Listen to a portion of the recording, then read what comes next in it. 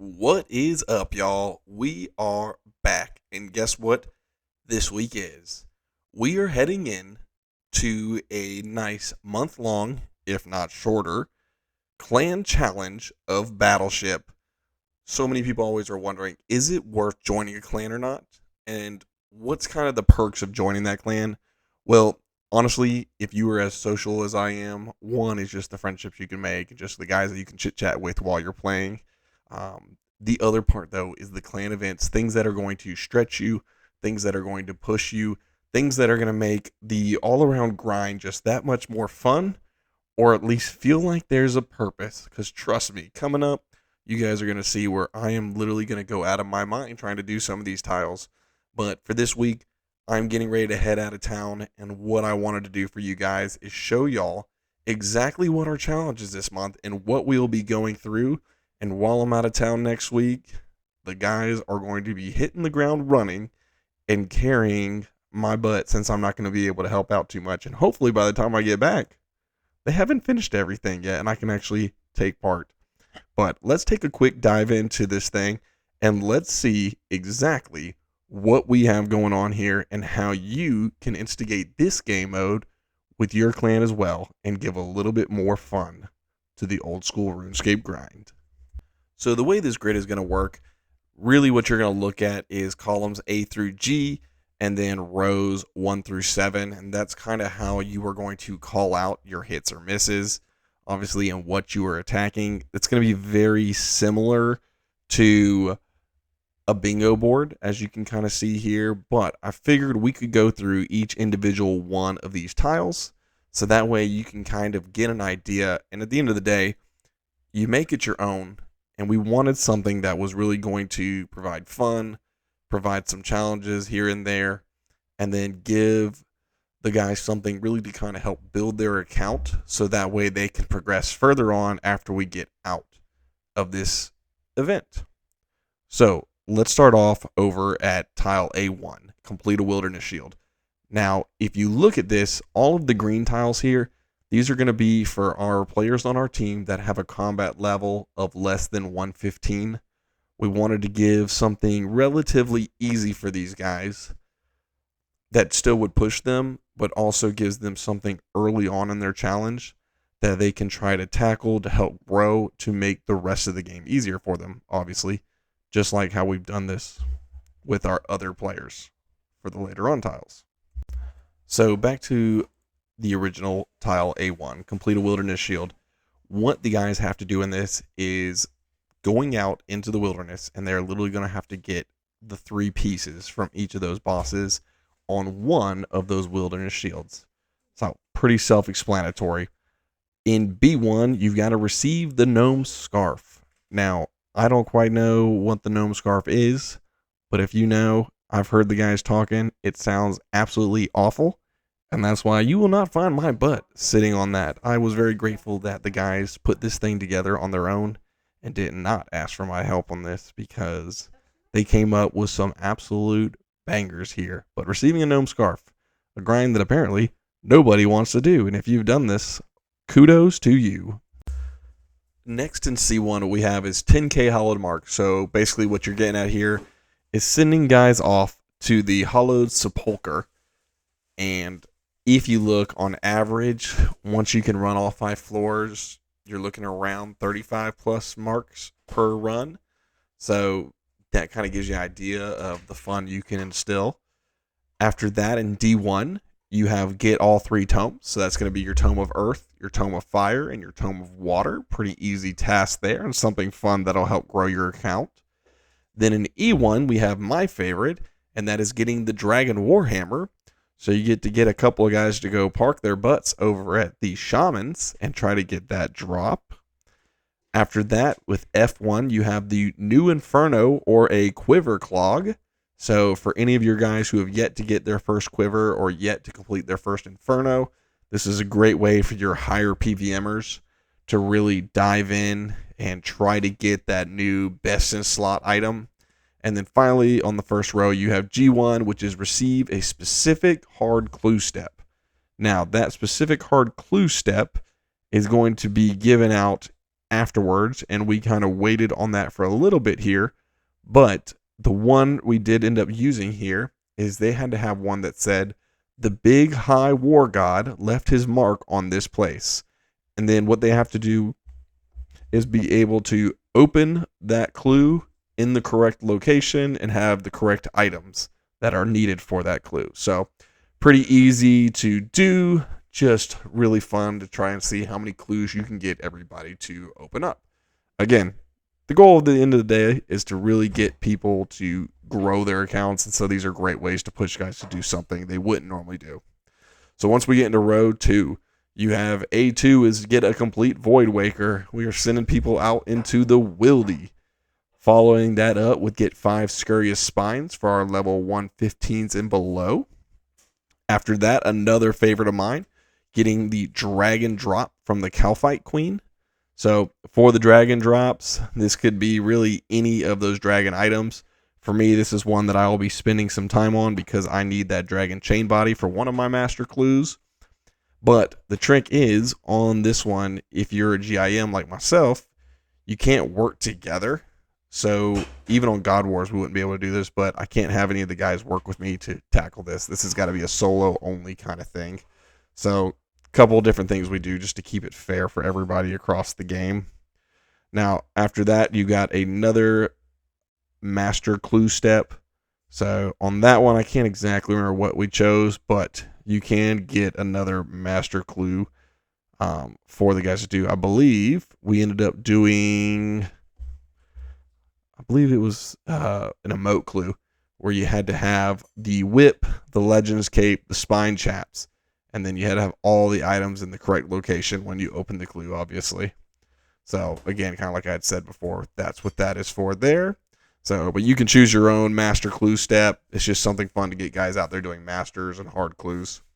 After that, we have E2. This is going to be obtain your 3K Crystal Shards. You do that however you want. We've got guys out there planting crystal tree seeds. We've got guys out there running a whole bunch of gauntlet. Guys out there doing the Volcano. There are just so many different things you can do to obtain those. But you had to send a snapshot in before you started the grind. And then you had to send a snapshot in after you're done with the grind until everybody together can cumulatively bring in 3,000 of them. After that, we got 250,000 Zulrah Scales. So that's a fun one to get knocked out. Again, this is all as a group, so it's not something that you're worried about doing by yourself, but big chunks. And then the final one that row is getting the Teku Salamander, which I am going to try to knock out a little bit of, but we'll see. That's a fun one because if you know, Teku Salamanders are a higher level hunter, great experience, but you get a whole bunch of immature ones until finally you get up to that final Teku Salamander that you can equip and use in game as a magic or melee, maybe even a ranged weapon if I remember correctly. In the next row, we have get any Cerberus stone. So obviously that's going to be a lot of fun. I am actually one level away from getting to be able to do Cerberus. I don't think I'm going to be able to help this time in this event, but definitely something I would like to do to be able to get those primordial boots or something else. In B3, we've got get full oath plate. So this is something you do as a group. So whether it's getting enough of like your oath plate shards or something I haven't gotten to yet on my account, but something I will be growing to, but everybody can get one piece and it counts. So it's just as a group, full oath plate.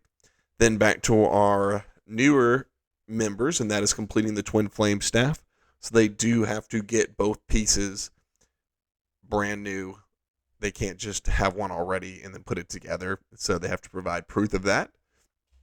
Then we've got getting 150k splinters. So that can be done however you want to do, but that again is over everybody's group goal. After that, fishing for the infamous golden tench. Absolutely will not be taking part in that, and whoever wants to do that is seriously broken in the head. But to my clanmates doing that, way to pull the team together because that's all you boys.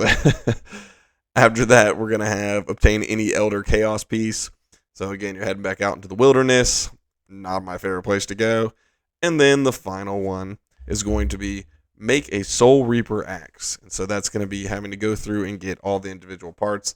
Again, this is something you can do as a clan or as a group from your clan wars, and make sure that each person gets at least one piece there. Now, in the next row, something else I will work on, getting that Green Man mask.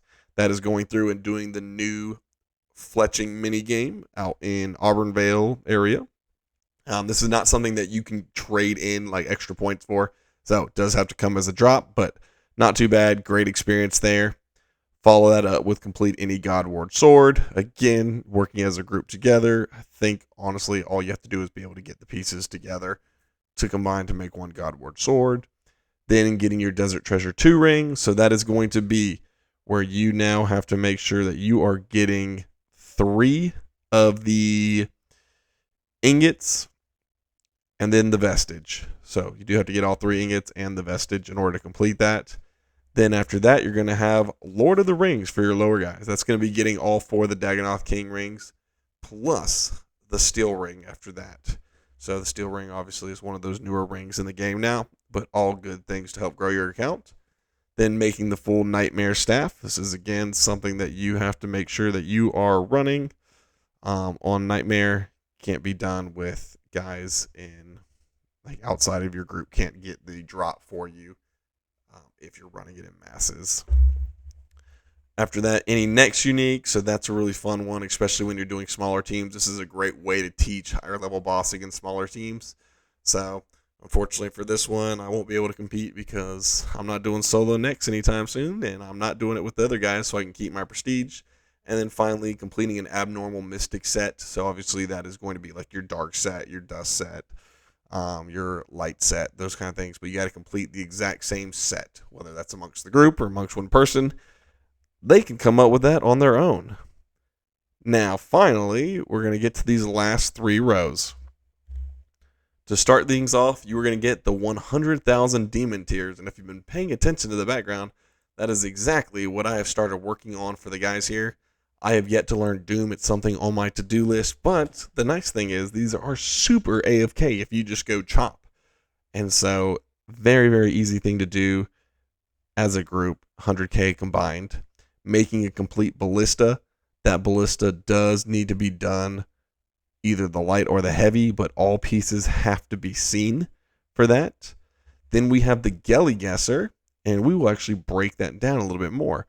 But for those of you guys who have not seen, this is something that you can do online, and we have adopted that and brought that over. So I'm going to show you guys a couple of the things that we're going to do. And if you happen to know any of the answers, feel free to leave them in the comment, because Lord knows I'm stumped, and so are a few of us, but it'd be nice to get some confirmation on some of the other things. So let's take a quick look at what these Gelly Guesser things are and how you guys can apply this to your game as well.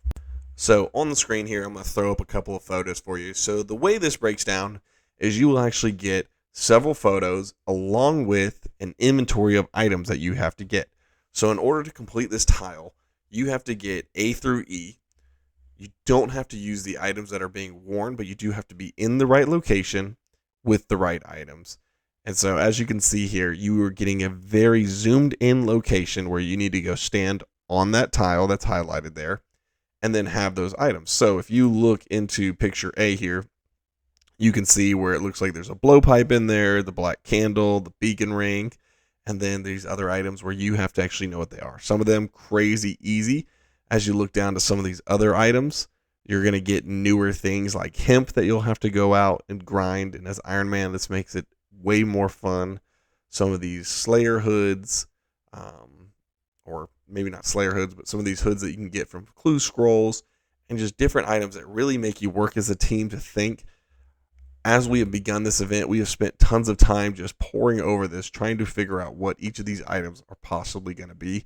On each of our teams, we do have one admin, if you will, who knows exactly what everything is, and he can confirm or deny, but he cannot help. But absolutely love this idea. We have spent so much time trying just to decide what these things are, and then just hunting everywhere, trying to figure out where these could be, sending guys out to really figure that out. After the Gelly Guesser, it gets a little bit easier as we move into just getting 25,000 giant foundry points. So a good way for everybody to get their smithing up. Then on to 3 different Barrows sets. You do have to get the full sets, and you have to get all the items, so it can't be the items that you've gotten before. So something for a bunch of the 115s or lower to really work on there. 5 blood shards, which again, keep in mind on these, hint hint, you can do this while pickpocketing, while using the rogue's outfit to try to get a drop at the double, or you can AFK fight. So another really good like multiple option to try to get those things. Really liked that when it came down. And then finally you have 250 last man standing points.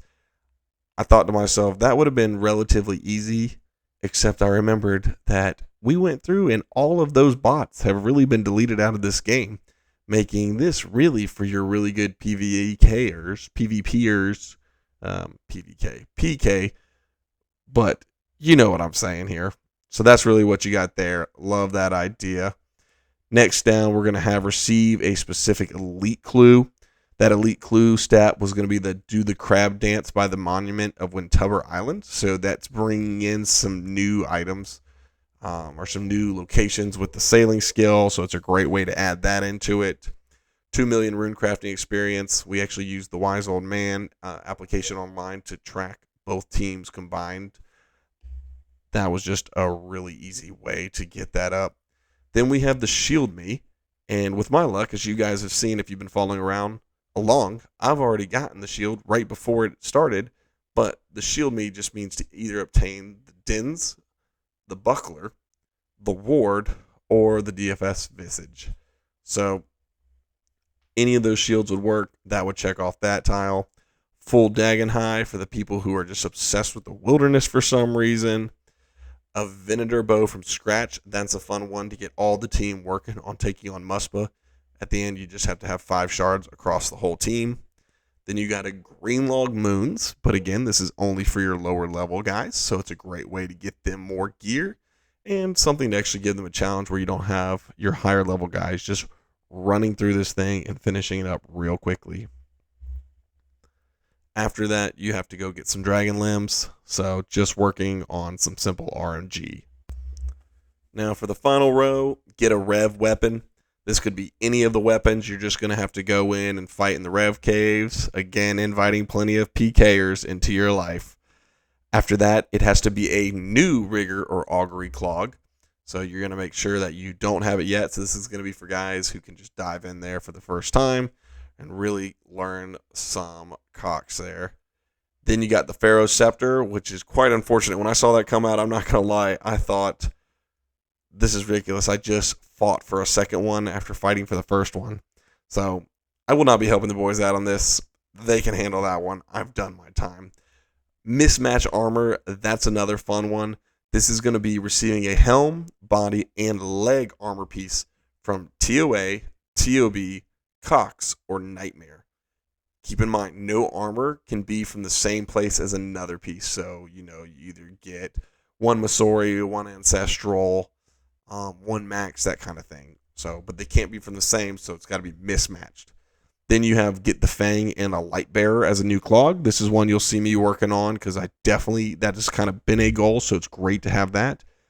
Then we have complete a set of Guardian Boots.